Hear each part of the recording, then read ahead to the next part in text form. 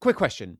Why is gay dad fashion either sad hoodie or pride once a year? Well, thankfully, Gaddies exists because they understand that gay dads deserve clothes that say, I'm nurturing, I'm exhausted, and still hot. Gaddies was started by a gay dad who looked around and said, why do straight dads get all the bad graphic tees? They make hats, tees, hoodies to let the world know that you're a dad, but like a hot gay one. David, you literally will not take off your Yes Gaddy hat. Yeah, but you're weirdly committed to your caught in a dad romance t-shirt, like emotionally and spiritually. I own it. It's perfect for school pickup, playdates, or explaining to strangers why your kid has two dads and better outfits than they do. Gaytriarchs listeners get 20% off with code GAY20. That's GAY20. Dressed like the gaytriarch you are, or at least the one you used to be before bedtime was at 8. Go to heygaddies.com. That's HEYGADDIES.com.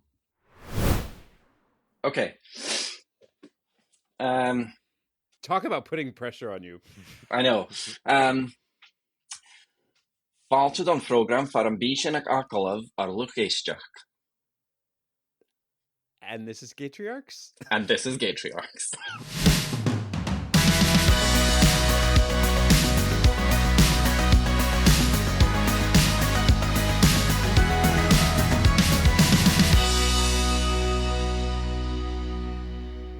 It is almost the end of the year.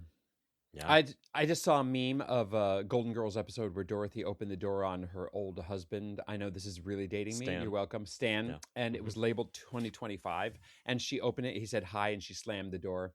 And that was her view of 2025. And I completely agree. But you know what, David? Listener must be so sick of hearing us, right? Like, hey, listener, let me make this clear. Thank you for coming and joining us. And we get a lot of meaning out of this, and we hope that you are enjoying yourself, though, like, why on earth? Why? But people have got to be tired of listening to us, right, listener? So They're very tired of us, but for whatever reason, people keep listening to us. And so I thought I would I would call your bluff, listener, and I'm going to have you on the show. And guess what?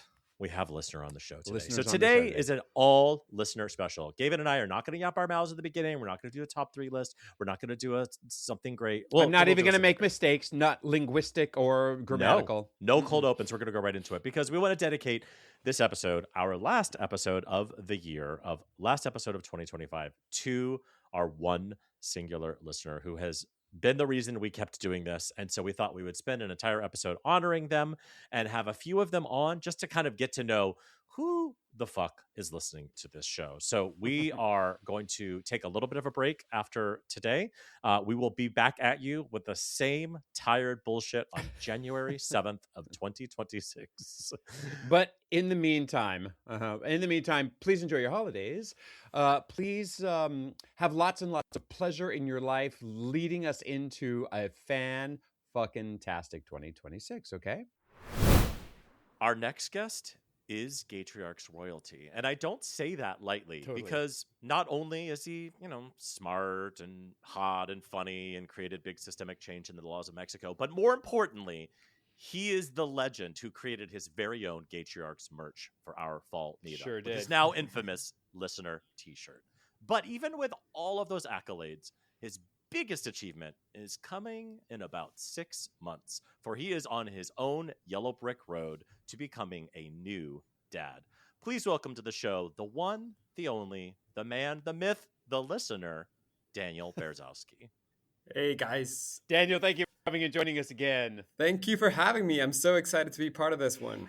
Our listener. I mean, you are our listener. If your shirt says anything, you are the listener. I know we joke about that all the time, but listen, you're the only one who's made a shirt that says listener on it. I'm going to claim it. If I started to realize that you do have more than one, but if there's only going to be one, I'll claim it. We don't. Yeah, and I think about that shirt all the time and how we have left all opportunities on the table just with you, where you should be the one capitalizing upon it and making millions of dollars from those T-shirts, because we're clearly not the ones going to get our shit together and make millions of dollars from co-branding with you. But at some point, I hope we do.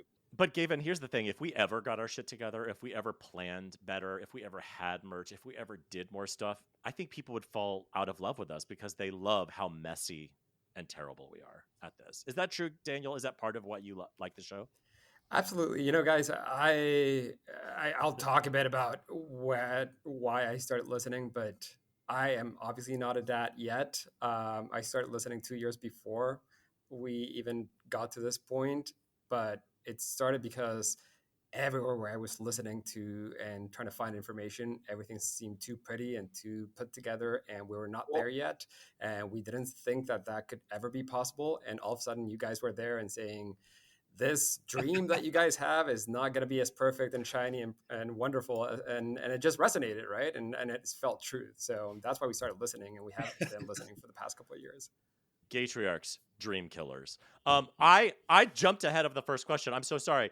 Even though you're in utero, how did your kid drive you nuts today? Well, let's put it this way. A year ago, my Instagram feed used to be a lot of just like hot guys, maybe an ad of underwear, an ad of like a luxurious vacation, because of course we're double income, no kids, we could afford that. Today, if you look at my Insta, it's all what's the difference between a stroller and a travel system. It's how is your relationship going to die once you have a newborn.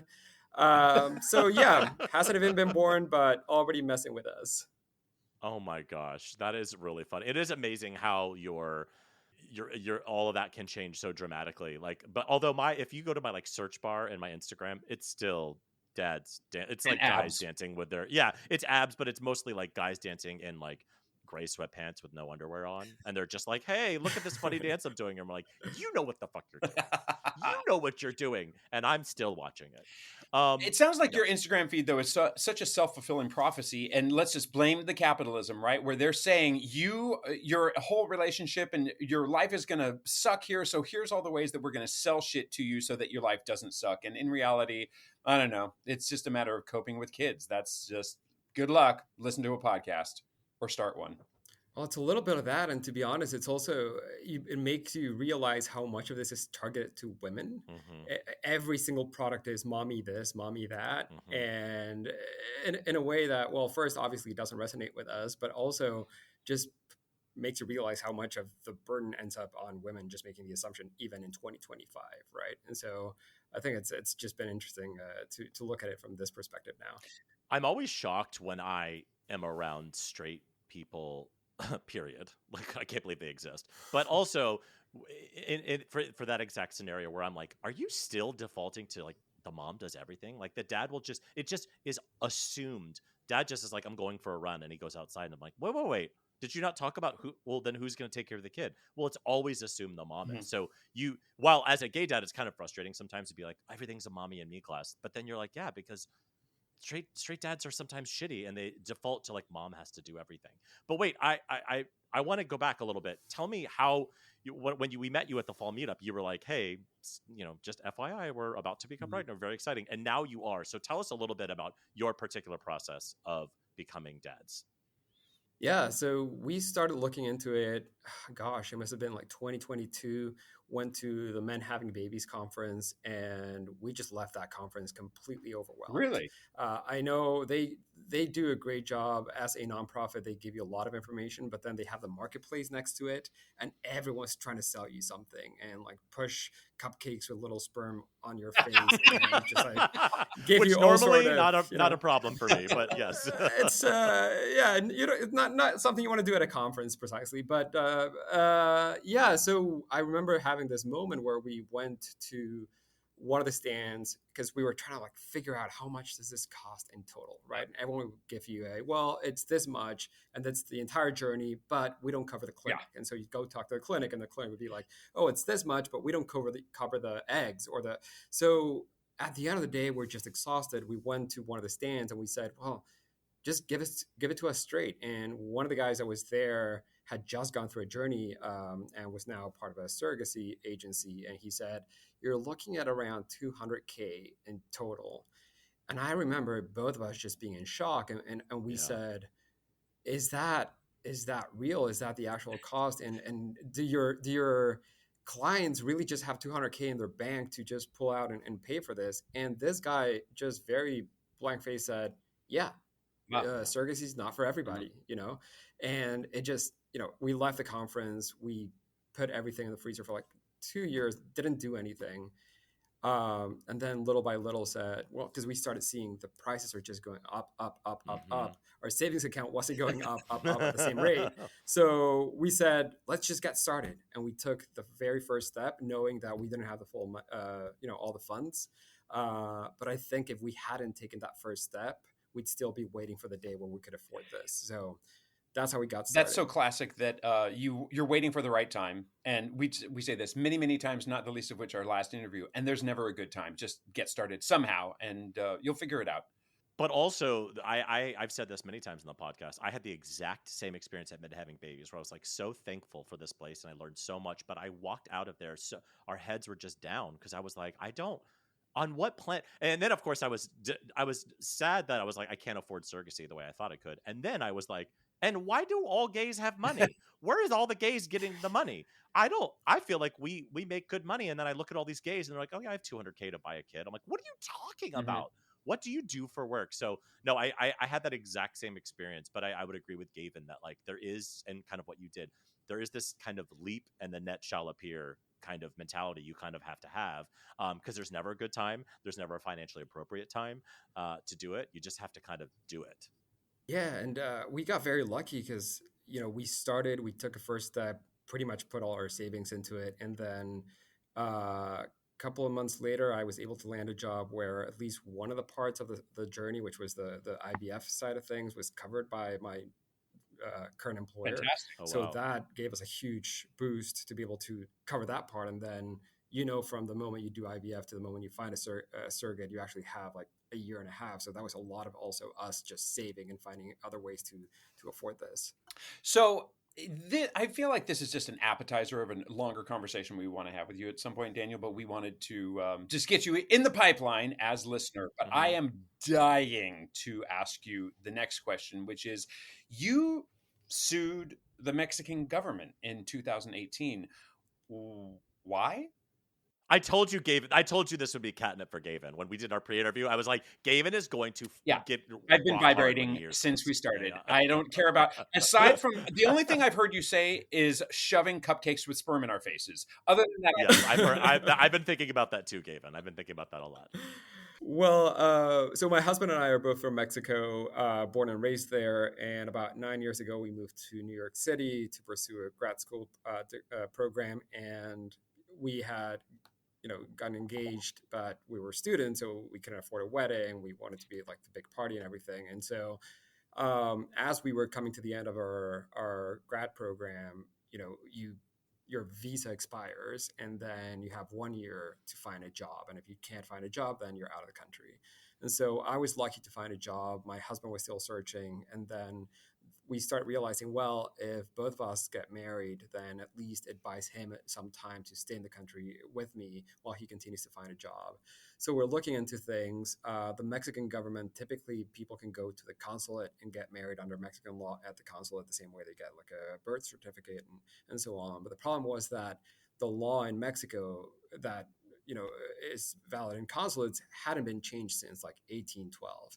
And to give you an idea of how ridiculous it wasn't even that it said marriage is between a man and a woman. It said marriage for men must be at least at the age of 16, for women at least at the age of 14.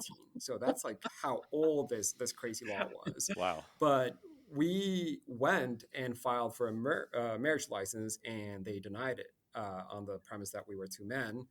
And so we were with a time, running ticking clock to try and get married so that we could stay in the country. They said, well, just go to Mexico City and get married there and then come back and, or go to City Hall. And to us, it was just an opportunity to say, well, no, let's actually try and make this work and set a precedent. So we found a nonprofit lawyer who did just pro bono work with us, and we actually sued both the president of Mexico and the Congress of Mexico, started this battle to get the government to change their laws. And I'll save you all the details. Oh But no. Well, we'll save the details for the next episode, but please keep going. We'll do a part 2 for sure, because Yeah. Gavin is literally touching his nipples right now. So yeah. Yeah, long story short, after many months and going back and forth and going from one court to the other, we finally beat the government and forced them to marry us. And that actually set a precedent, because now same-sex couples all around the world can go to a Mexican consulate and get married there. And, in the US, perhaps it's not such a big issue because we, at least to date, still have a Burgerville. But if you think about a Mexican couple in Iran or Russia or wherever else, they can actually go to the consulate, get married there, and be recognized by the Mexican government as a couple. I mean, history making right here Absolutely. on Gaytriarchs. You heard it here. Well, not first, but yes. It's true. And God, there's so much. We will have you back, I promise, because I really want to. I know Gavin wants to get into this, but like, there's also something just personally I so appreciate about you, that you were like, no, fuck off. I'm suing you. You know what I mean? Like, not standing down and just being like, yeah, I guess we're gays. We can't get married. I guess we should just, because we all have to choose that sometimes. When do we stand up? When do we not? I think about that with my kids all the time. Like, when do I stand? No, I don't. I didn't mean it that way, but I also mean it that way. Like, when am I going to like stand up to my daughter when she's screaming at me? But I mean, like, in, if a kid hits your kid on the playground, are you going to stand up and like say something to the kid or the kid's father? Or are you going to be like, I don't want to like get into a thing? But I love that you were just like, no, this entire government and the president of Mexico, I'm going to get married and I'm suing you. Love it. Yeah, and it's exactly what you said, right? Because they were putting it as, well, you can just go to City Hall, you can just travel to Mexico. They were trying to kick you. But think about, and think about all the folks who are in this country who cannot either afford to go and fly to Mexico City, or do not have the papers legally to actually be able to go back to country or to go to City Hall and do this. So it actually does end up setting protections for people. And so to us, it was a little grain in the broader history that preceded us. But it sort of happened. And then when we actually got the news, it was a Friday, and they, just to be asses with us, to be honest, like, they just scheduled the wedding for Monday, because the consulate could then say when we'd be getting married. And so we had 48 hours to let our family know, like, well, I think we might get married on Monday. I was just starting a job, and I knocked on my boss's door and said, hey, is it okay if I take Monday off? Because I think I might be getting married. So we had a very quick marriage with like 30 folks who were in the city or who we could give a notice. And when we got there were cameras all around, because of course, once the consulate said yes, then they wanted to make it a story, right? And so they wanted to exploit you. Yeah, they brought the New York Times and they brought CNN, and so for like 2 minutes we had a little bit of fame, and then it was all gone. But now you have fame again, being on Gaytriarchs. Right. I mean, there's going to be cameras outside your house the second they hear that you're on the show. But also, what's amazing is, weren't you the first couple? Like, you were the officially first couple who got married under this. Yeah, we were the first same-sex couple to get married under Mexican federal law. You're in the history books. Yeah, truly, this is awesome. Well, in the meantime, let's bring it back down to just the normal, humdrum, boring ass shit stories. And even though you don't have baby poop stories to share with us, tell us a little, one of your horror stories of this process to becoming a dad. I think it's been a bit of when we were trying to find a surrogate. Just to give you an update of where we are today, we found a surrogate, we had a successful transfer, and we are about to hit our first trimester. So all fingers crossed, things are going to go smooth. But in the process of finding a surrogate, because nobody really tells you how to look for one, and the way that our agency works is you'd wait for like a year and a half, and then you're all anxious trying to get a profile, and then you see the first profile, and you're trying to read between the lines and see, what are the hints and what are not the do's and don'ts, and so we had 3 markers, and we'd go through the profile and say all the good things we're going to highlight in green, all the fun facts we're just going to highlight in yellow, and then all the red flags would be like red. So we'd sit down and just look at the things, and my husband is a lot more of like, that's not really a red flag, we can live with it. And I was like, oh no, this person eats this thing, like imagine them eating this thing and during the pregnancy. So we went through like 3 or 4 profiles before we landed with our current surrogate. And it's not an awful story by any means, but to be honest, when we got to our current surrogate, the very first thing that I read in in her profile was Arkansas, and that's where she's based.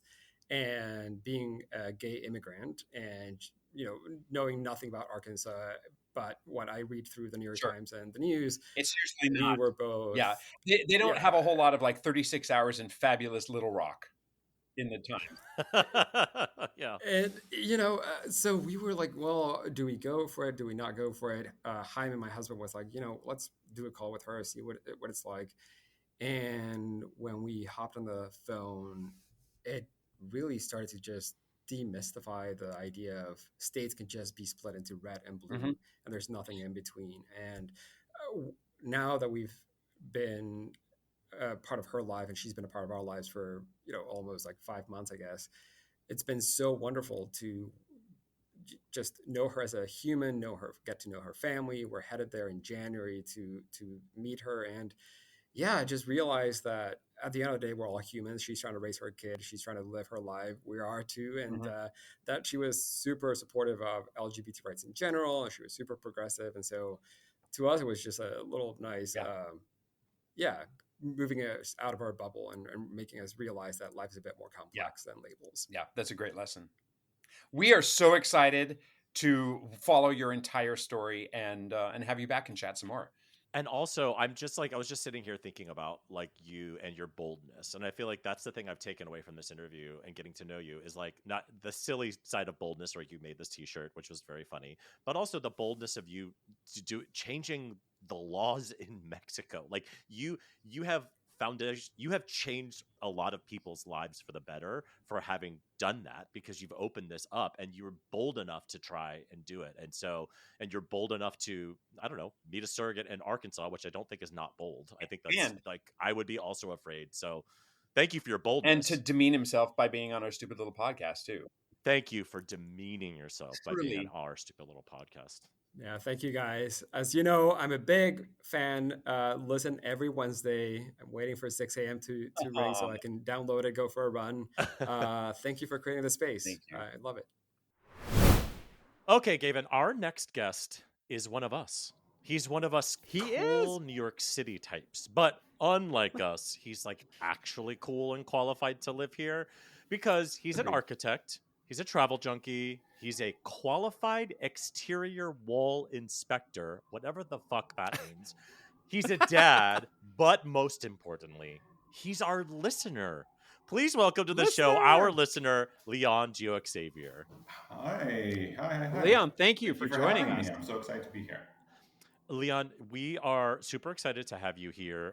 You are one listener, so really this is just a conference call from all the people who work or listen to this podcast. But you know how we start every interview. Please tell us, how did your kids drive you bananas today? I have 2 sons. They're Eric, who's 12, and Reeves, who's 11. And, they each drive me crazy in different ways. But my younger son is, we're very excited. He applied and got into the Professional Performing Arts School. It's a New York City public middle school and high school over on 48th and 8th Avenue, right there on Broadway. It's like a Broadway-themed middle school and high school. So like there's no varsity sports, but everyone has to do dance and singing, right? So don't do it. No, do sports. Do it. We have some strong feelings about that. He needs to be a doctor or an attorney or apparently an external wall inspector or something like that. Yeah, no, he got into the school and someone asked if he wanted to do acting, and I said, I don't really care. I mean, he gets to go to a Broadway themed school on Broadway. I mean, it does sound amazing. It does sound amazing. I mean, if you got to go to, croissant baking school in Paris and I deprived you of the opportunity, right? So whether he wants... It's just important for Gavin and I to tell people to always, always, always ignore your dreams. Never follow them, bury them deep, deep inside of you, and never talk about them again. So, but it sounds exciting for your son. Well, I mean... I grew up in Los Angeles, and if I could tell you the number of architects who struggled and told me not to go into architecture in Los Angeles, quite a few. So yeah, stable professions for my children: acting, arts, Gay parents. I architecture. mean, Great it's just fields. nightmares all Gay around. parents, great fields. But the way they drive me nuts, my younger son, he used to have a habit of taking Oh, yeah. things to school that he wasn't supposed to, Mhm. like toys. And so the school said, please don't bring toys. And I said, obviously, of course. So, we put the kibosh on that. But now that he goes to an acting themed school, his latest trick He is, needs I need it props. for a Props What a every day of his brilliant, life. yeah, brilliant. I've learned that trick. And so now it's like, you know what? You're going to have to learn acting the mime way or whatever it is without the props, because we're not taking all this stuff to school all the time. So no. You guys have some experience in acting. Aren't you supposed to like pretend you're holding a cup rather than bringing a cup or something, right? I will say you should be a proud dad, because that is a sly move. That is a really slick, like he's really using his brain there. So I feel like that's the part you're like, you know what? It's a little shitty because I got to deal with this thing now, but it's pretty Which is smart, what acting You is. mean lying? Yes. Yeah, no, Straight lying. lying. Yes, no, I'm Yeah.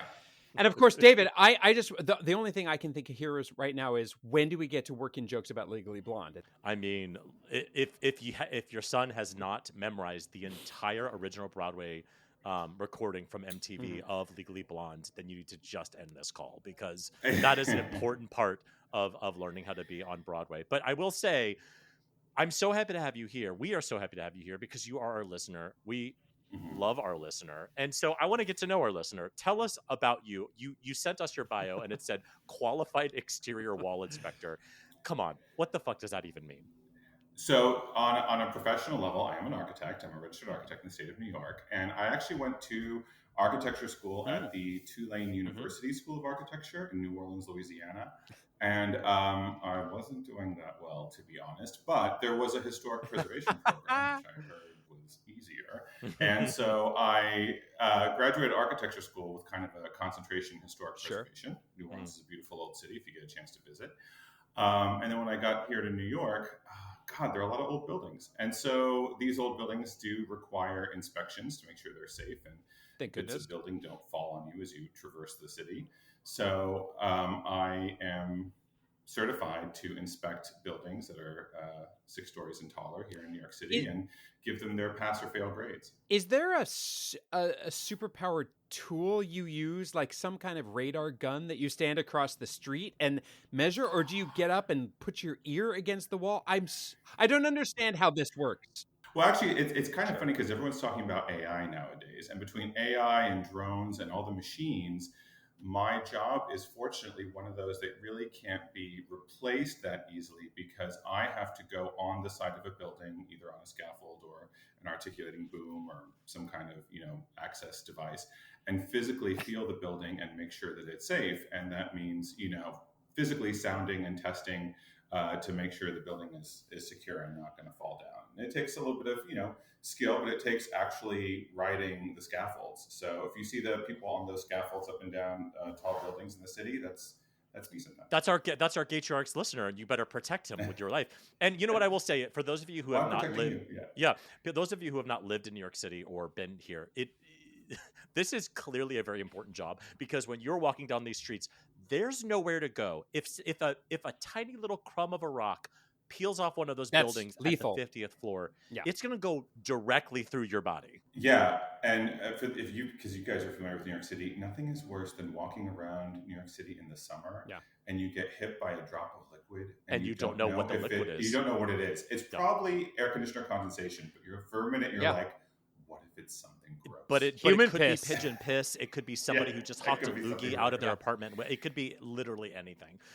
So, Leon, you became a dad with the help of the kind of foster, the New York foster system, correct? Right. Yeah. So, I mean, of course, I'm a listener. So I've been hearing all these stories, and you guys' stories and the stories of your guests. And a lot of people I know are going, a lot of gay dads go the surrogacy route. My ex-husband and I, we determined that wasn't for us for a number of reasons, but really cost was a big one too.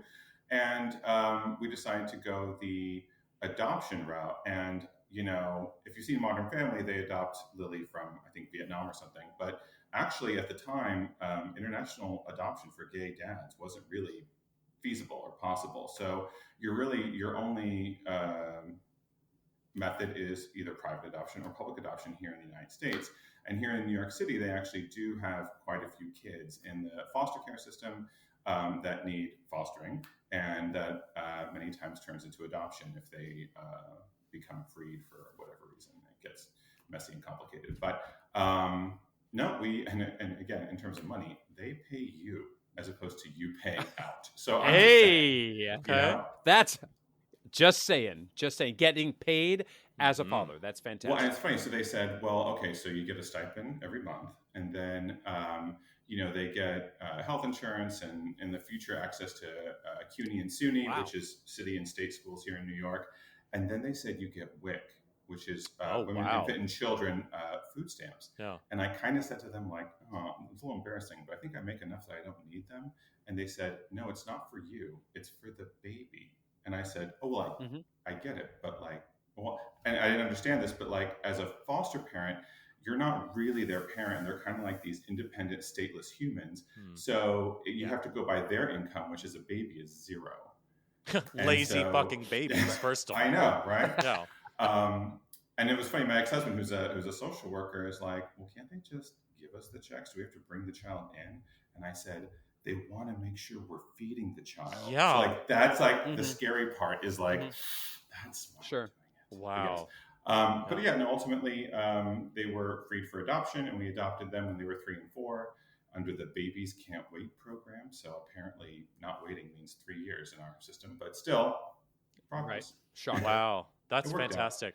And they're siblings? They are. So they're full biological siblings to each other. And so when our older son was a baby, he did have some visitation with his birth mother, and she was pregnant again, and we weren't allowed to ask. And so at some point, everyone kind of saw physically that she was pregnant, and they said, they being the city, saying, well, if they're biological siblings, we want to keep them together. So either you take the second child, or we'll put both in a separate household, which it's like a no-brainer. I mean, I wanted more than one child. I wouldn't have chose such close spacing, but you got to deal with what, life hands you sometimes. Yeah. Yeah. And, one of the things that's interesting about adoption versus the surrogacy route, I know I've talked to other gay dads who've been thinking about parenting, or our parents, and they say, well, with surrogacy, there's a biological connection, and I'm worried with the adoption connection that I'm not going to have the same kind of influence or connection or kind of bond, whatever that is. And so fast forward to my kids are now 11 and 12. And I've been forcing them to watch movies from the 80s and 90s that they wouldn't be exposed to otherwise. You must teach the children. You've got to educate the children. Yes. So I said, forcing is a key term we use. So I said, we're going to watch the movie Trading Places with Dan Aykroyd and Eddie Murphy. And if you've seen the movie, one of the themes is that, is it nature or versus nurture? How much is biology and how much is environment? And so, I asked my kids, considering they're adopted, I said, how much of you, who you are, you think is biological versus, what you've kind of absorbed just over the course of your life in terms of environment? And they said, probably about 98-2.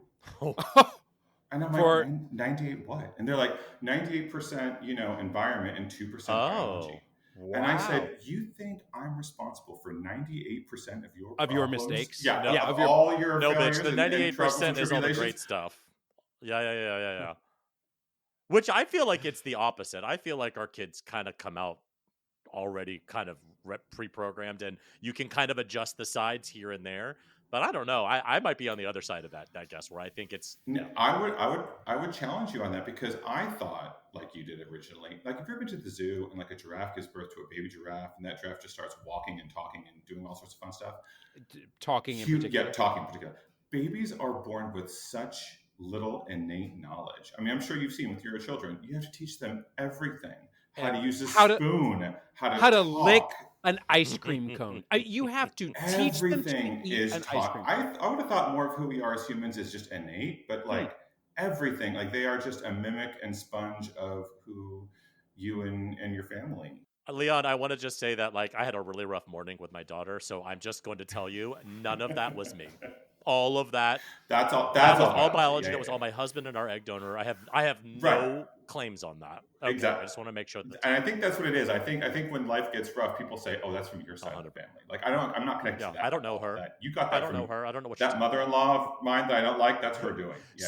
That's her So, biology. these particular interviews are going to be very short, but I do want to ask you, because when we did the pre-interview, you mentioned you were divorced from your husband in 2019, and I think it's really we've had other divorced gay dads on the show, but I think it's a interesting thing to bring up, because we all go into marriage thinking, oh, it's going to be forever, and if it doesn't happen, I think there are some practical concerns about, like, basically my question is, do you have any advice for maybe gay dads who are parents to kids who are maybe going to get divorced soon? They've decided that's the right for them. Do you have any advice for them?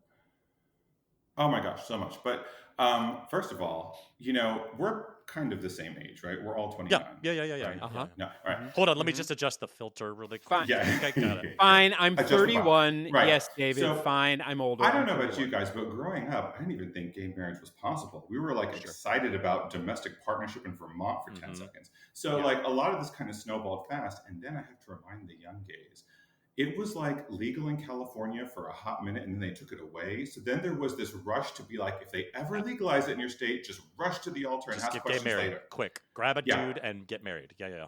Turns out we probably should have thought this through a little bit, right? I mean, it's kind of like taking people that weren't taught to drive and just throwing them the keys to a car. I would not, and so, of course, my ex-husband and I, we were young, we didn't have anything, and we just kind of did. I did not realize it matters what state you get married in. It matters what state you get divorced in. It matters who actually does the filing. I mean, when you get married, it's like both people come to the altar and say, I do. In New York, at least, you have to be either the plaintiff or the defendant, meaning like the instigator or the victim. So even though we were divorcing each other, because I filed, I was like the instigator. I was like the plaintiff, and he was like the defendant. Like he was just innocent. And so I was like, and again, there are conversations about alimony and child support that are not easy on a good day. But like, as young gay men, were you taught about alimony and child support? Yeah, right. No. And Gavin's used to playing the victim. He's always the victim. So, But it does seem like they could have had some kind of training before you walk down the aisle of being like, BT dubs, if this should end, one of you is going to be, this would be a very good training program, frankly, before going in. And not just like getting married. Yeah. Not just religious counseling with somebody who says, do you think this is the holy matrimony in God's eyes, but let's have some practicality here. I remember literally taking one of those like baby classes, like how to raise a baby, because we wanted to. It wasn't required by our state, but we were like, I want to learn. And I remember somebody raised their hand, like, how many diapers a day and do you normally change in the beginning? And the woman who was running the class said around 10 to 15. And there was an audible gasp in the room. Literally everyone gasped. And I was like, yeah, we should all be required to take this class. And maybe everyone who's about to get married should take some sort of like, here's what it means. Here's how it could end. Yeah, a practical. Yeah, I mean, for someone that went through the foster care system, I went through classes. Someone reviewed my financial figures and employment history. Someone did a home study to make sure our home was safe. And I'm like, you mean you biological people just like, they just throw you a baby and walk away? Like they don't even ask questions? And Yep. Wow. Yep. So yes, if you're contemplating divorce, of course, talk to experts ahead of time. And again, who knew? But it matters what state you're in, because in New York, we're lucky enough to have no fault divorce, which, divorce is already complicated enough. But, when things get acrimonious or messy, my lawyer at one point pulled me aside and said, this is a no fault divorce. Okay, so we're just talking about money and property. This is not about who's a better person, who was a better parent, who was like, a more faithful, lover. Like, none of that matters. And in some states it does, which is frightening. But at least in no fault divorce states, I mean, this is like a de-businessing transaction. It's not like a personal moral, vendetta crusade. Mm-hmm. I mean, there is so much more to unpack there for sure. But now I want to talk about. Oh, sorry, we're both happily divorced and repartnered. So the kids have 2 adoptive dads and 2 stepdads. So they have 4 dads in total. That's too many dads. Best holidays listen, ever. Too many dads. Honestly, that's too gay. Do you mean 4x gay? Like that's a lot of gay. Imagine 4 awkward conversations about your low graded math. Yeah. All right, this is a rabbit hole that I would love to go down, but I want to talk about ourselves now. Can you tell us, bringing it back to being listener, how did you find us, and why on earth do you stick around? Yeah, what's wrong with you? No, I love you guys. So I think I heard a commercial now, oddly enough, because I was listening to another podcast, and then I Oh. think I heard one of your spots say that, this is who you are, this is what you did. And I started listening to you guys. And of course, just like with streaming television now, sometimes you find something and then binge it all in one dose, and then you forget when new episodes are released to come out. Sure. So I've done that. And again, it's sometimes hard to find a good podcast that you like listening to, because again, I know it's so hard for you guys to put this out every whatever duration it is. But, for someone who binges it, you'll listen to like hours in a row and then say, hey, what happened? So, yeah. Well, that is sobering, and thank you Yeah. and apologies for Yes, everything yeah. that David is. Oh, yeah. Yeah, right. Okay, so wait, before we let you go, you know the show. You've binged the show, which sounds like a nightmare to me. I have to listen to Gavin talking for hours on end. But we know what the last question is please tell us one of those fucking horror stories from the trenches of being a parent and when you earned that parenting brownie badge. Oh, okay. So again, back in the day, there used to be, back in the day, at some point, there were these little diamond stickers that people would put on their cars that said baby on board. Totally. And as someone who didn't have a child, I was like, that's weird. Well, I'm going to be like a more conscientious, fellow driver because you're a baby, whatever. And then I had a baby. And again, I know it's different now for us as it was for our parents' generation, but like the baby car seat had to go in the back seat and it was facing back. So I'm in Midtown, New York City traffic, trying to drive and deal with all of that chaos, which is fine on a normal day. And my son, who's a baby, is in the back seat facing the other direction, and I can't see him. So I'm trying to like find the pacifier and the bottle and feed him while I'm driving. Yes. And then I realized I should have one of those stickers, because it's not saying you should be more conscientious. It's a warning that I am the problem. Watch out for my ass. I'm You will the problem. hit some jaywalkers. I'm I will kill tired. somebody. I'm distracted. I'm trying to feed a baby. I'm the problem. It's me. I'm the problem. Baby on board. Sorry. Everyone watch out. Bad driver. Yes. So did you get one of those? No, because ultimately he grew up, thank God. But it just for a while I was like, I know I should have had it to warn other people on the street. Yes, that is something I've never thought about, but you're so right. That is a warning to them. That exactly. I'm tired and I'm fishing. Literally this morning, I was fishing a half-eaten bag of Cheetos that was on the floor that I'm sure had mold on it. But my daughter had decided this is what she needed to not scream the whole way, and I'm literally swerving as I'm trying to do it. You're totally right. It's watch out, I'll kill you. But best of all, Leon, I'm glad that you are just as much a hypocrite as the rest of us. Perfectly on brand. You didn't actually get the sticker, so congratulations. You are definitely a gaytriarch. Awesome. Thank you guys so much. Thank you for demeaning yourself by listening to our stupid little podcast. I look forward to every one when it comes out. Okay, our guest is a dog dad, a hopeful future human dad, an HGN, which is a hot gay nerd for those younger than 30, and passionate about HIV education and advocacy. He is from the South, so he and I speak the very same language, redneck. Please welcome to the show our one, our only, our favorite listener, Jack Hoda. Hey, Jack. Thanks, y'all. I'm happy to be here. And yes, I do speak Southern. I did actually do karaoke 2 nights ago and sing Orville Peck. Oh, very gay Southern. And realized my voice doesn't actually go that deep, so it was a disaster.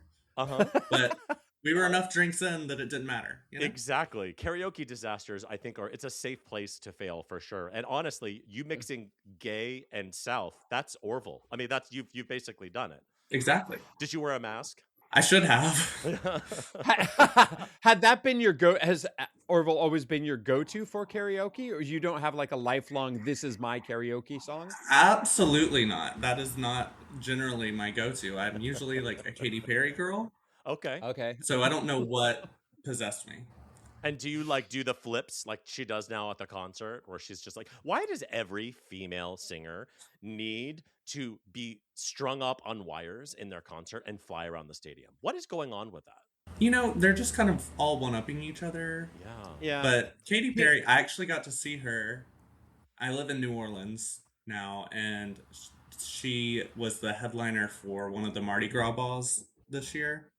And it was like the best night of my life, honestly. Oh, nice. Like just all the bangers. It was a huge concert in the Superdome. Everyone was so drunk. We didn't leave until probably 3 or 4 in the morning. Mhm. It was a great time. Nice. And did she fly and do flips over the audience? You know, she didn't. She did not do any of that. But she did have her signature horrible dance moves. And at some point, I'm pretty sure I could be remembering things incorrectly. Again, it's Mardi Gras. But I'm pretty sure a city council member gave her a key to the city Oh. I at some mean, point in the show. So But you know what? We forgive the people we love. Like Katy Perry, we forgive your terrible choreography. Mariah Mhm. Carey, we forgive that you don't sing live anymore. I don't need it, right? I don't need Mariah Carey to sing All I Want for Christmas Is You live anymore. You have put in the work, girl. Your voice was amazing. You're in a different phase. You're in the sunset era of your life. Just stand there, do a park and bark. Just stand there and look cute while everyone dances around you. And I feel the same with Katy Perry. Listen, she's been a star for so long. I don't need anything more from her. But anyway, and also Katie and Mariah have always been friends of the family also, so they're forgiven, and just like stand there and be beautiful, and just I completely agree with you. I had to explain to my daughter the other day, who actually described Mariah Carey as a one-hit wonder, and I almost drove off the road. Oh. I almost drove off the road that's to say, tragic. listen, girl. No, no, no, no, no, no, no. Now, listen, I am not the biggest Mariah fan on the planet, but I do know that she is an icon.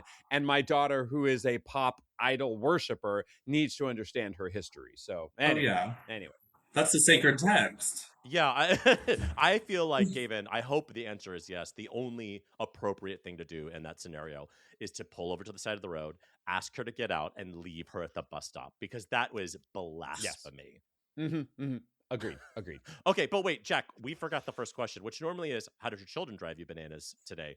But you haven't yet become a father of a human child. But how did your chihuahua drive you bananas today? Oh my god, they're constantly driving me crazy.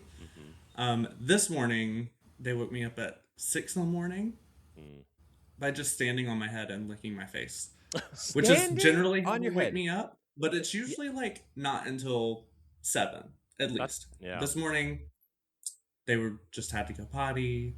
They want their food, and then as soon as I feed them, they're back in bed, and I have to start my day. It's very frustrating. That sounds exactly like parenting a human child as well. So you're prepared. You're ready. I actually was just thinking that's how my husband wakes me up. He licks my face, he demands food, and he goes right back to sleep. So you came to us via, you heard an episode with Brian Rosenberg, who runs Gays with Kids. Tell us why you stuck around. Why the hell would you sit around and listen to this bullshit an hour a week? Well, I didn't expect it to be so fun and funny, because I knew, Brian Rosenberg's reputation, someone living with HIV. I expected it to be, like an emotional kind of thing. And there was emotion, right? But it was so fun. And y'all's banter is fun. And it's just like listening to my gay friend's Kiki. And so I just stuck around. Wow, David, you really this is definitely a good ego boost. Thank you. You're sending us out on the holidays with just an inflated ego. Thank you. Well, yes, that is important. Yeah, that is very important, because that's really what we're doing here. Is we've invited our listener on so they can compliment us, and then we say bye-bye, and that's the end. But tell us a little bit, because you work in this HIV education, correct? Tell us about what you do and your day-to-day life. Yeah, so my role is I'm an HIV services manager, but I really am just kind of in the administrative side of a community health center, managing federal grants for HIV care and support services for people who are low income and underinsured. And so for us here in New Orleans, that's more than 8,000 people living with HIV in the New Orleans metro area, and my clinic serves about 3,000. Wow. And so it's a really big program. I love what I do. But I got into public health through like LGBT health more generally. I worked at a clinic in North Carolina managing the trans health program, helping folks get like name change and gender marker changes and navigate insurance coverage for gender affirming surgeries, and then kind of weaseled my way into the HIV world because that's what I'm very, very passionate about as someone living with HIV.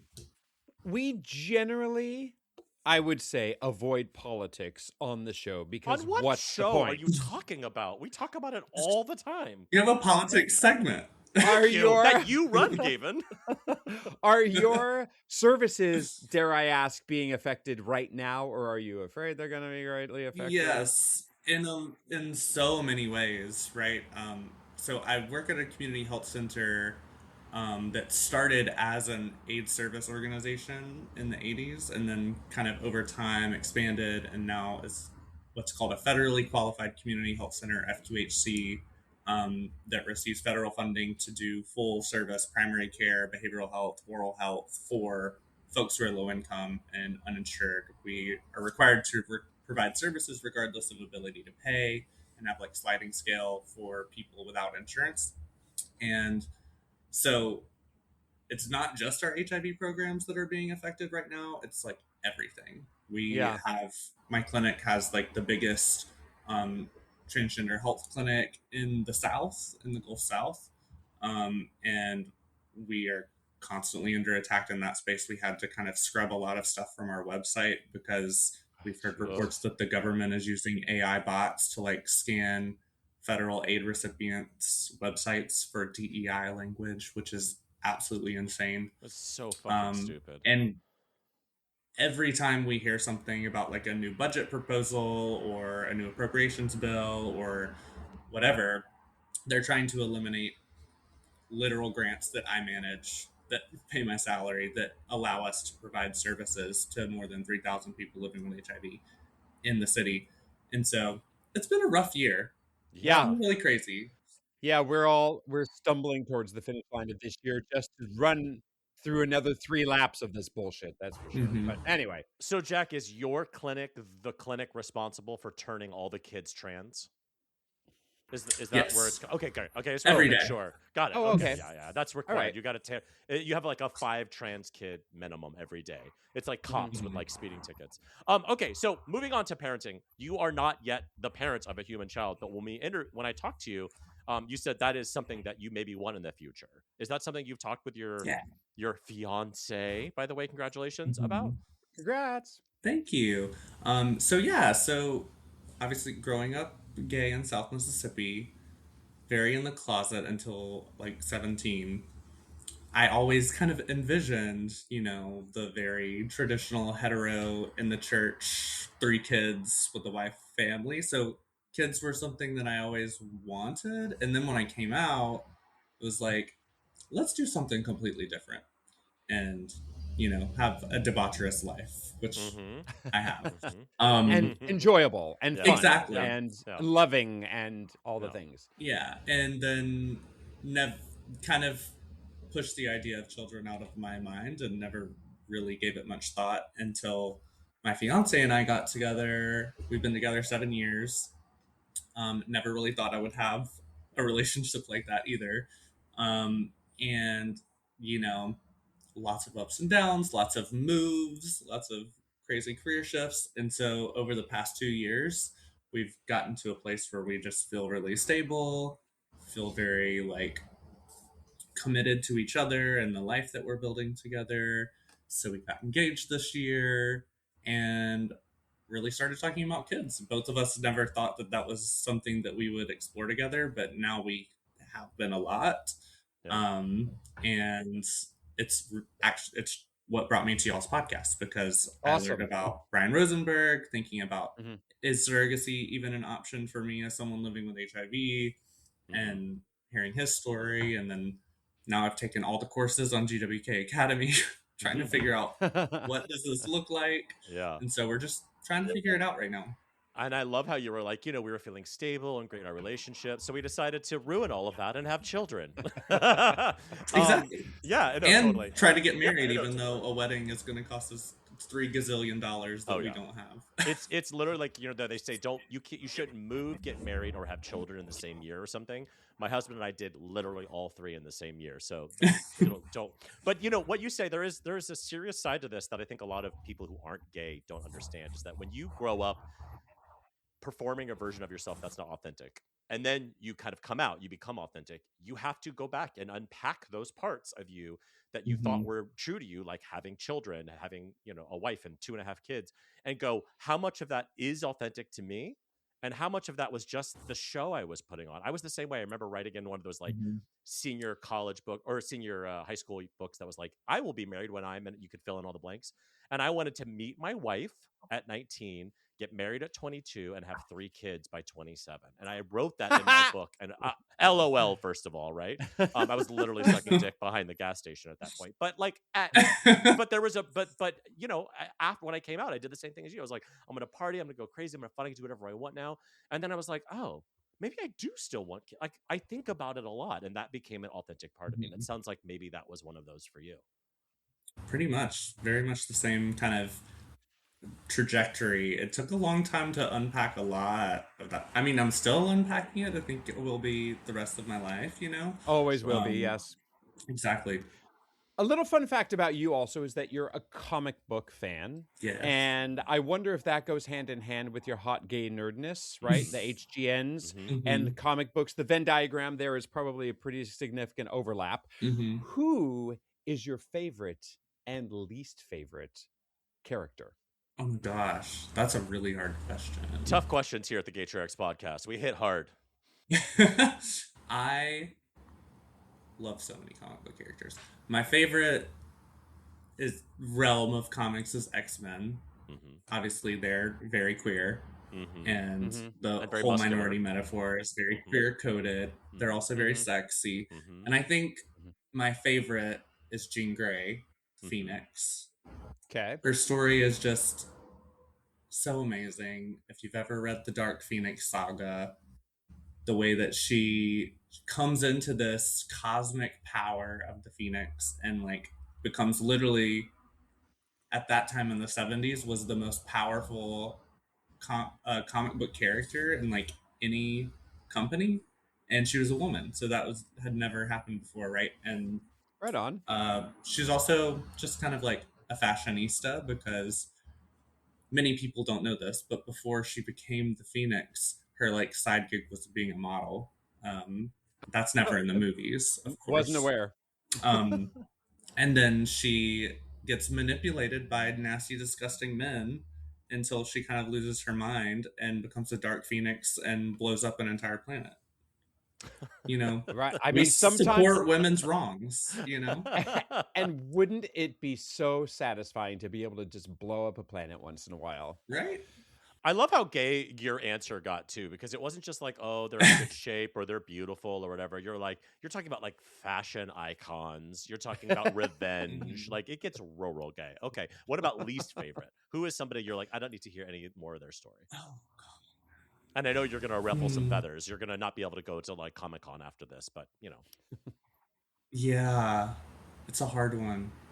I think this will ruffle feathers, but this is a pretty common answer among queer X-Men fans, I think. So probably my least favorite character is actually Professor X, Xavier. And he's always like the hero in the movies.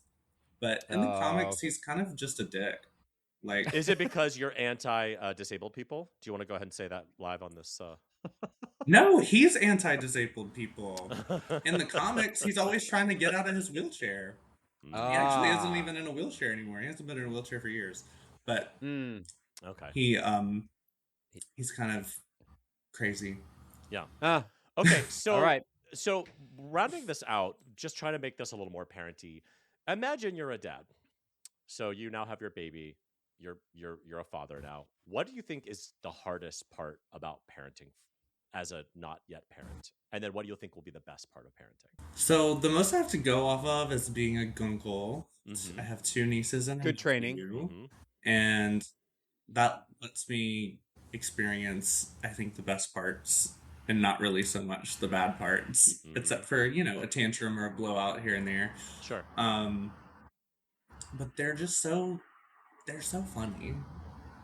They get these little personalities, and it's like, how can this 2-year-old be like a fully formed person at the same time?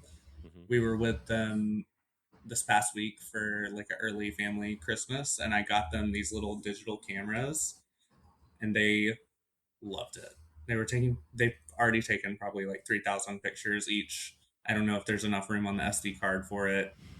And my niece like ran into the bathroom while they're potty training my nephew and snapped a picture while he was on the toilet and was just like, my mommy's gonna love that one. And she's like, who Yeah. are these kids? So I think the best part will just be like, I remember my son getting a digital camera for I think his 3rd or 4th birthday, and we caught him many times in the bathroom taking pictures of his dick and deleting dick pics of your son from his own camera is just a part of parenting. I was not anticipating. Okay, what do you think is going to be the hardest part?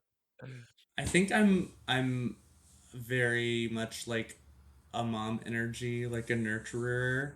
And so I just know that the first time that my kid says they hate me or something along those lines, I'm probably just gonna like lock myself in the closet and cry for 8 hours. No, I honor the compassion and the heart you bring to that, but I would actually predict that even you, a softie, will be a cynic by that point and just kind of roll your eyes and say, "Okay, anyway, just eat your peas anyway because I love you no matter what." But yeah, that'll happen. That'll happen. You'll be all right. It will happen. And it will happen younger because I always imagined that conversation happening at 15. No, it happens at 3. It happens at 3. Yep. Totally. Jack, thank you so much for Thanks so demeaning much. yourself by A, being with us today, but also B, spending any time listening to us. I can't imagine people still do it, but you are one of the people who do it. So thank you so much. Thanks a lot, Jack. Keep us posted on your journey, okay? Of course. Thanks for having me. Okay, Gavin, I'm a little nervous about our next guest because it's not often that you get to meet your future ex-husband before you've met them in person. Because the ex, Mr. Von Gordon, is a mess of contradictions, okay? He works in IT, but he can't sign a document online. He's Scottish, but he lives in England. And he's in his post-mid to late 20s and has no social media presence whatsoever. But that's what we love about him. Moreover, he's a dad. He's a husband, and most importantly, our one singular listener. Please welcome to the show the Scottish baddie and a little girl's daddy, Liam Gordon.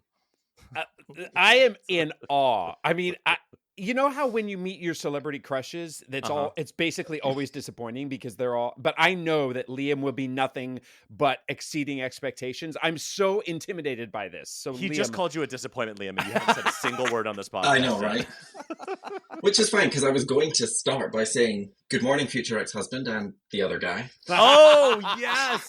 Yes. So you stole my thunder. Yes. I love a listener who understands the tone of the show. We make fun of Gavin, we tell dick jokes, and then we're done. We're out.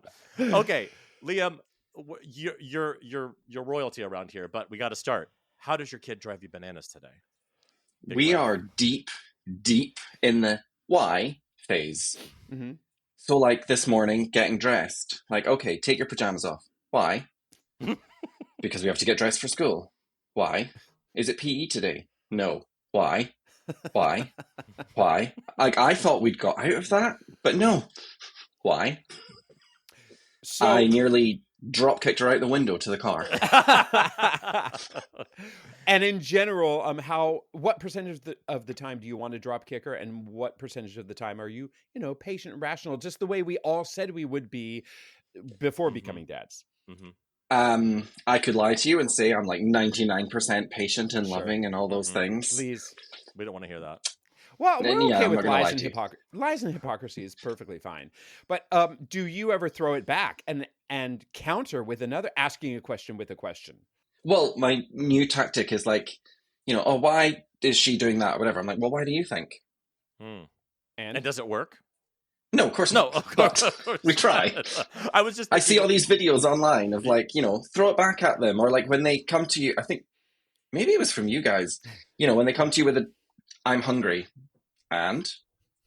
Yeah, that's a statement. You've just said a couple of nouns. Like, what are you talking about? Like, well, I don't know. Yeah. It doesn't work, but we try these things that we see on social media. I for sure I have stooped to my daughter's level many times when she's doing that kind of shit and I've reached my peak. Instead of walking away, I very much turn it on her. And like you said, it never works. I'm like, why? Why do you not want to go to? Why do you want blah, blah, blah? And then she just starts crying, and then I cry in her face and then she cries louder, and it all is a nightmare. So Yeah. you're doing great. You fit in around here for sure. Isn't parenting fun? It is so fun. But wait, it's even more fun when you're out of town. When we were emailing, we're saying you were just recently in the glamorous state of Ohio here in the United States on a work trip. And please reassure us that that was not your very first visit to the United States, because undoubtedly it would also be your last. Not. Okay, good. Well, I don't know what you mean. The Riviera of the Midwest, right? I mean, oh my God. Like, at least, like I was saying before we started recording, at least it wasn't Cleveland. Okay, With all due respect to, well, we know we have no listener in Cleveland because our listener is here with us right now. So yeah, anyway. no, he's here. Yeah, totally. But when we were talking before in the pre-interview, something like stuck out to me, which I thought was really fascinating, was that you speak so many languages that I would not expect you to speak. And your story of how you got to where you're at and how you met your husband is actually very interesting. So tell us, what languages do you speak? Because I'm obviously obsessed with that. And also, how did you meet your husband? To varying levels, like English, obviously. No. Gaelic, French, Spanish, Chinese, and Catalan. Wow. That is quite a mix. That is one of those, and also one of those things is not like the other. And by that, of course, I mean Gaelic. But so will you say something mean about Gavin really quick in Gaelic, or maybe something really sexy too? That would be fine. That's right. We won't know. I mean, it's more fun when he can understand us, don't you think? That's true. You don't know what takes Gavin's the joy into. out of it. You don't know what Gavin's into. He likes people talking derogatorily towards him in other languages. But that's in the only way he can get off. But then he won't cry. Oh, that's true. I will. I always hide my tears on the air, but don't worry. Afterwards, I promise I will. Okay. Well, wait a minute. We'll come back to figuring out. David's going to actually rethink. He's going to ask you to translate something very specific. But I would love to know, how did you come about all of these languages, and in particular Gaelic, which I imagine you absorbed from the countryside, right? And then, but the Chinese.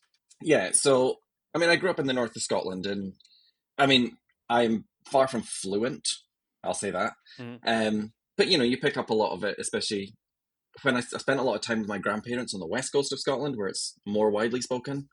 The Chinese came because I left high school and I was working in Starbucks as a barista. And I said to a friend one day, I was like, what am I going to do with my life? I can't just make coffee for the rest of my life. And she said, come to university with me. Okay. So I did. Okay. And studied French, Spanish, Chinese, and Catalan. All four of them at the same time? Kind of. So, like, Catalan was just 1 year. Because, interestingly, it counted as credit towards my Spanish. Well, that makes sense. That's adjacent. Yeah. I mean, but are they dialect? Don't tell the people of Catalonia. No doubt. But then you went to China. You went to China for a year. That's incredible. And where did you stick out like a sore thumb? I love watching these videos on YouTube and TikTok of like just tall white ginger people walking around, and it looks like they're a fucking monster walking through. People are just like taking pictures and staring and taking videos. Did you feel that way? Oh yeah, and like I mean, I'm only 5'11", so I don't know that I checked tall, but yes, that's pretty tall. I used to get people come up and there was two things that would happen. They would either come up and say, "Can we take a picture with you?" I'm like, "I'm not famous." Or they would just walk past and like pretend to be on the phone, and you just hear the click or sometimes the flash. I'm like, guys, come on. Well, you weren't famous, but now that you're having this experience on Gaytriarchs, absolutely, you may become actually famous. But I want to know how you met your husband, because it's adorable. Oh, so showing my age now, I came back from China, and I told you the other day, I was on my last night, I was that girl crying in the toilets of the club because I was so devastated to be leaving. And I was like, as soon as I graduate, I'm coming straight back. That was in 2008. Came back, and I was on a little website called Gaydar, which I think we established might be UK only, but you have many equivalents. No, I think we had Gaydar, but I think at that time it was more Manhunt and Adam for Adam were like the stars. But like, no, Gaydar I think for sure existed. Okay. So yeah, I was on there and was messaging this guy for months, actually. I always like to rub this in his face that he chased me. So if he ever gets annoyed at me, I'm like, yeah, you chased this. Yeah, you wanted this real bad. Yeah. Yeah. And so then I was sensible. We met in a Starbucks at like 3 p.m. on a weekday, like busy. Wow. And 6 months later, we did the lesbian thing of moving in together, and now here we are, however many years later that is, 17 and a bit years later. Have you been able to Wow. return to China and use those skills still and hopefully impress your husband with all your linguistic abilities? Yeah, we did go back on vacation in 2015. And it is great because, look at me, I do not speak Chinese. I don't look like I should speak Mhm. Chinese. So people will talk about you right in front of you. And the best thing is to let them do it. Mm. And then after like 5 minutes, just ask them, like, sorry, have you got the time or something? Mhm. And then they go, oh, yeah. And then they go, wait, Mhm. did you understand everything we were saying? And I was like, Was it complimentary or derogatory? mixed bag. Mhm. There was one time we were going on a tour to the Great Wall of China. And, you know, it was a tour bus and we were the only white people on this bus. And the tour guide was speaking in Chinese to everybody. And at one point she said, you know, don't turn around. But if you look at those two gentlemen at the back of the bus, look how big their noses are. Oh my god! And I was like, all right. Oh my god! And did you And did stand you up? call- And did you go Yeah. big nose, big dick, or something? Yeah. Wow. I did not. I waited until we got off the bus, and then she was like collecting the money to buy the tickets. And I started discussing with her in Chinese about like there was different tickets you could get. And she was like, wait, you speak Chinese? I was like, yeah. She was like, oh, so you could understand on the bus? I was like, yes. She was like, oh. Did she apologize or did she just? Of course not. Oh my gosh. That's awesome. That is wild. That happens to me obviously with Spanish. It's the same thing where like if I'm in an area where, like I don't look like I speak Spanish and being quiet is the best. But I love just on your way out just dropping that like little like have a great day or whatever. Yeah. Gaydar.com. So for the children out there, a website is a location. That's actually I met my husband on Match.com and people are like, "Oh, Match." I'm like, "No, not Match. Not the app. Match.com, where you have to type in on your big giant computer. You had in the to living log room. in You absolutely with a Oh, yeah. password. The App Store did not exist when we met. No, not at all. Okay, so you are a dad, and we talked a little bit about your journey to fatherhood and how in the UK adoption and councils and how it's all different. So tell us a little bit, A, how you became a dad, and B, kind of how the process is different for you. Yeah. Like we always knew we wanted kids. I think it was our second date. We were talking about marriage and kids and all those things. And then, you know, life happens. You get busy. We bought a house and all. And we were like, oh, well, you know, kids are expensive. It's not a good time. Turns out there's never a good time. Never a good time. So just do it now. And then, so we were starting to like think about it in like maybe the beginning of 2020. Great I think time. we all know what Great- happened yeah, next. Yeah, great time to have kids. Yeah. So we hit pause and then things were opening back up. We thought we were coming out the other end in like the September of 2020. How naive we were. So we contacted our local. So in the UK, most adoptions, not all, but most of them go through your local council. Okay. And in the area we're in, 5 councils are grouped together just to pool resources. So we contacted them and I was like, look, do you have like an information pack or like an information evening we could go to? And they were like, just have the forms, just sign up, it's fine. So we did. Just sign here. And you're like, okay. Basically. And then all of a sudden we were doing the medical and the background checks and all these things, going through all the training, which was horrifying. Why was You it think, horrifying? oh, you're going to adopt a baby, let's give you some training. Mm. You might think, you know, bottles and Diapers. dressing a baby and all those things. Nope. It was describe what sexual abuse of a child looks like. Oh, What are the wow. things that someone would do? And I was like, And excuse wait, me? and they want you to use your imagination to tell them to make Yeah. their flags go up? It's because a lot of these kids have been through some sort of abuse. So like we got given sexual abuse. Some people got neglect. Some got emotional abuse. We all have different types of abuse to describe. Oh, Damn. fun. Great. So fun. Yeah. To show that you understood, like these kids Yeah. that might end up with you, like what have they been through? Okay. And what are the signs? What are the things to look out for? Well, that's constructive. It's helpful, but it I is a mean- weird way to start a class. Usually you're like, okay, but how do diapers work? Like, I don't know. Right? How, like, which tabs? Yeah. Or the other one was what I call the world's worst game show. So we all had 3 bits of paper. This was all on Teams because it was like deep in the depths of Mhm. COVID times. Mhm. We had 3 bits of paper. Yes, no, would discuss. And they said to us, like, so would you take a kid of a different race? Would you take a kid with HIV? Mhm. Would you take a kid with cerebral palsy? And they had listed all of these things. And I'm sitting there like, I feel like the worst person in the world. Yeah. Having to hold up these signs in front of everybody. In front of everybody. On Teams, but still, no, but I actually see there's such a I think gay people are naturally better at discussing things that are difficult just because of how, you know, male sex works. But I do think it is really good to force people to say these things out loud, because it is not dissimilar from when Gavin and I were looking at egg donors and surrogates, and you're having to say, are we open to having an egg donor who's a different race or heavy set, or all that? You have to say some of your prejudices out loud, or discover new ones you had no idea that you had. Like, I always knew that I grew up kind of thick and chubby, and I was like, I must have a skinny kid because I want their life to be great. And it's like gross to have to say that out loud and confront it, but it's even grosser to do it on Teams in front of strangers. I know, right? And again, like, no one's taking notes, and I don't know what anyone else said. I don't remember. They won't remember what I said, but you feel horrible doing it. But then later on in the process, you do have to write it down and give them a checklist. And the reason they do it is to make you think about these things. Yeah. So if they come to you with a child with a visual impairment, like, are you prepared to deal with that?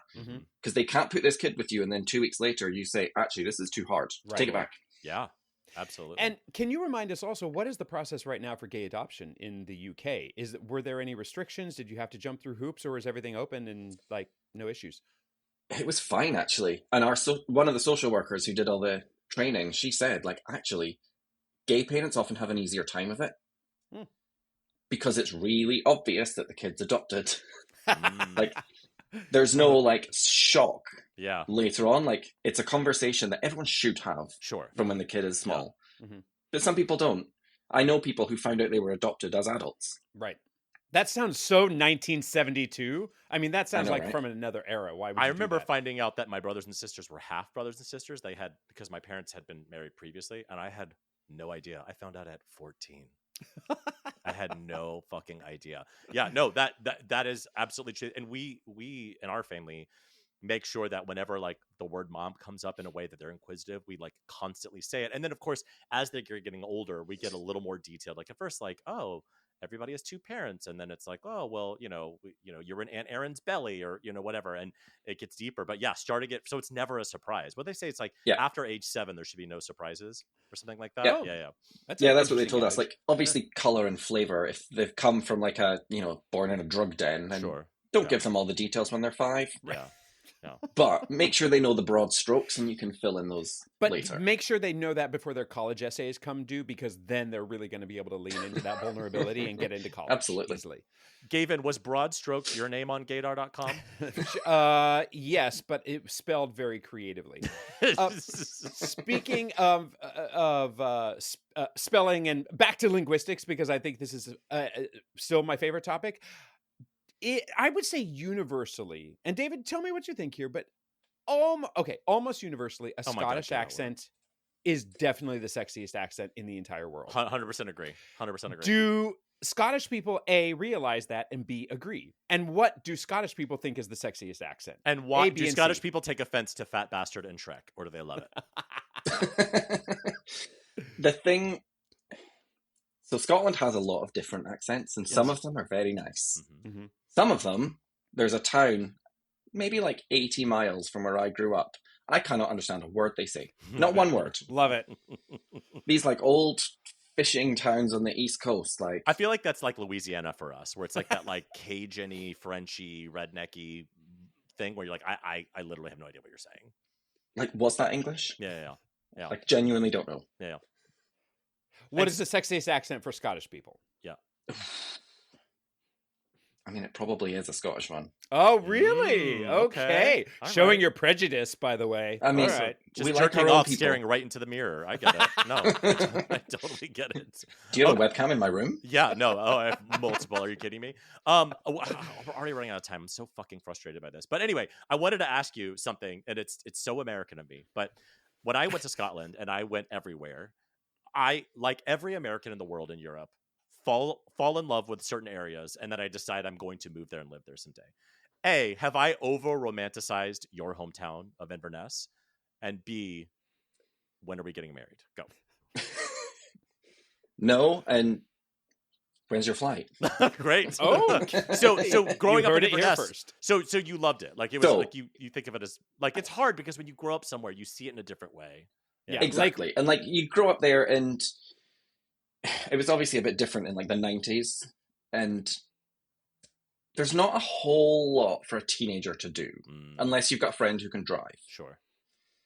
So, but then that's because back then, like on a Sunday, I had to walk about 2 miles to the one bus an hour into town.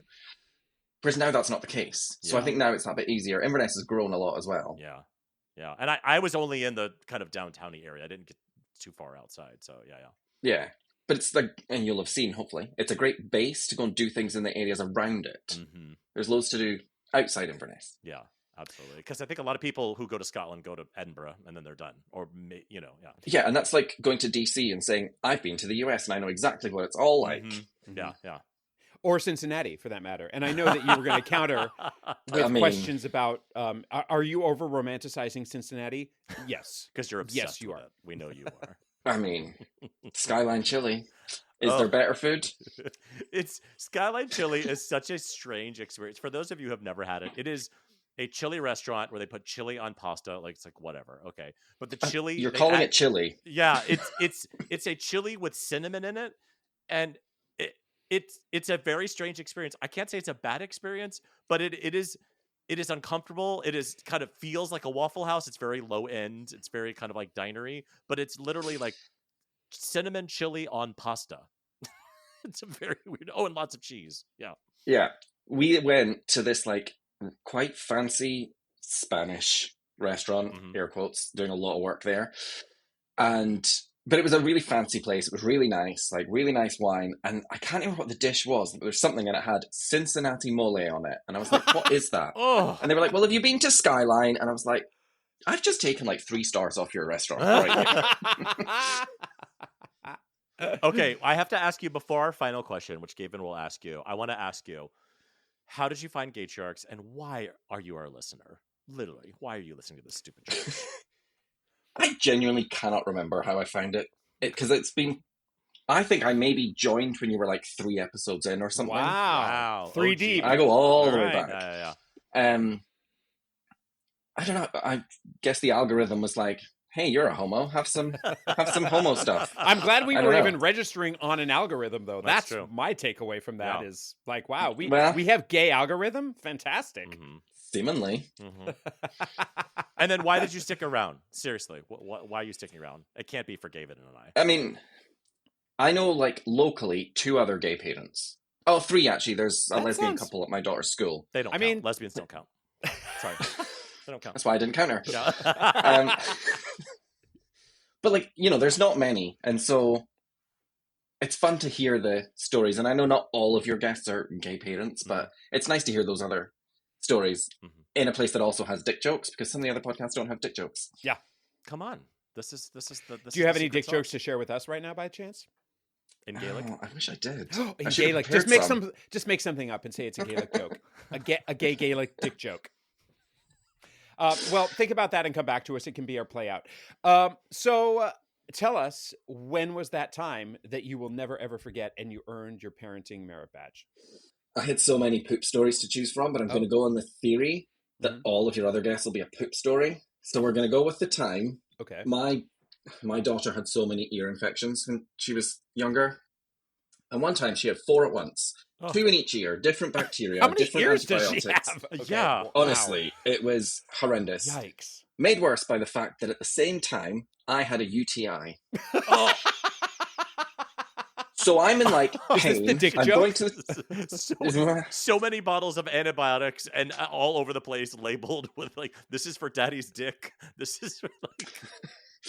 But so it ends up, I'm in pain, going to the toilet every 20 minutes. I end up sleeping on a mattress on her floor because she's so distressed by all the pain. Meanwhile, like the doctor's calling me like, you need to go to the hospital like now because UTIs in men are quite serious, it seems. I had to go and get like a CT scan to check my kidneys and all this. I'm like, Wow. and yet I'm like, can you give me an hour though? Because my daughter's still asleep. Yeah. Wow. That was a fun weekend. 4 ear infections. That is and a UTI. I know. That sounds oh yeah, and a UTI. Oh man. How do you even isolate 4 infections at that time? How does that happen? I mean, It just does. lots of swabs, and they were like, okay, well, these drops can do that one, but not that one. So then we'll give you this antibiotic for that one. I'm like, oh, come on. Oh my God. That's epic. We have not heard from that. Before. Yeah, that's amazing. That's a lot. Liam, I cannot thank you enough for being our listener, our one listener who has been with us since episode 3, evidently, and thank you for demeaning yourself by being on our stupid little podcast. I look forward to seeing you in Scotland. You can bring the other guy if you want. I'm there. I'm absolutely there. So, David, you've heard me, and listeners heard me yapping away at my solo parenthood for the last month for quite a while, right? And I know you're all tired of it because I could have made it much more painful, okay? Anyway, Todd came home last night, and it is great to have him back in the household. Now, he was so thrilled to bring home a special product that he found. He was working in Switzerland for a month. It sounds more glamorous than it was. He was working in Switzerland, and he found a bunch of products like little mustards and little syrups and little things. And he said, I have got something that is going to rock your world. And that is my something great today. That something great today is Biscoff creamy cookie butter. Do you know what this is? I have never tasted it, but I basically you know what these are. Yes. Biscoff is those cookies that you get in airplanes, right? Like I have never heard of them. Yeah, well, the something great is not only that I'm bringing the something great is that I'm bringing this to you because you can find this shit at Costco. Oh my God. So Todd was so thrilled to bring it, and I tasted it, and I'm like, oh my God, this is the most amazing thing I've ever tasted in my entire life. And then he went to Costco this morning, and boy, was he pissed when he said that made my suitcase heavier. But my something great today is Biscoff creamy cookie butter. It will rock your world. You're welcome. Happy all the fucking holidays. And here's to a cookie buttery 2026. So it's like Nutella's cousin, right? Yeah. It's kind of that kind of a thing, right? That Speculoos company or Daff, what's the waffle company that's you know what I mean, the Dingles and Waffles. You've seen those pop. Well, trust me, that they exist, and that company must be pissed that they aren't going on a national spending spree like Biscoff is. But I also think it's hilarious that you started this something great as if like my husband's home. I know. And I got to hold him in my arms again, and you were like, "Fuck this guy, he brought cookie butter." And so that is your something great of 2025. And there's something great is that I'm bringing it to you too, because everybody needs to go out and stop what you're doing. Pause this podcast before David even tells his something great and go get some Biscoff creamy cookie butter. So my something great was going to be, we had a snow day here in northern New Jersey, and it was honestly a perfect day where we went sledding, and it was across the street, and the kids were cute, and they weren't assholes, and like, even though they had wet clothes, they were still cool about it. Totally. And it was just one of those like perfect winter days. But I'm going to cheat. And I'm going to say my something great, and I hate myself for doing this. Oh, I feel it already. Yep. Okay. Is our listener. Yeah. Okay. And listen, we just spent the better part of this past hour listening to some of our listener, and having done this and embarking on year 3 of this stupid podcast that Gavin and I started, it is wild to me. And I joke about it all the time that people listen to this show. But when I see people in the wild, when I get your DMs, when I get your emails, and you say something even a little bit kind, or even better, you're kind of an asshole because you're playing along in the game. Even better. It warms my heart in a way that my children can't. And so I want to say thank you to you, listener, whether you are straight or other. I love doing this, as annoying as it is. And we only do it because there's some of you assholes out there who want us to do it. So thank you. Thank you to our listener that we just interviewed. You guys are amazing. But thank you out there, listener, for joining us on this stupid thing. We're going to come back at you next year. Again, same tired bullshit. Shoveling the same bullshit and making the same mistakes, but generally entertaining ourselves. And so it's all about us. Wow, I turned that one, didn't I? And that is our final show of 2025. If you have any comments, suggestions, or general compliments, you can email us at GaytriarchsPodcast@gmail.com.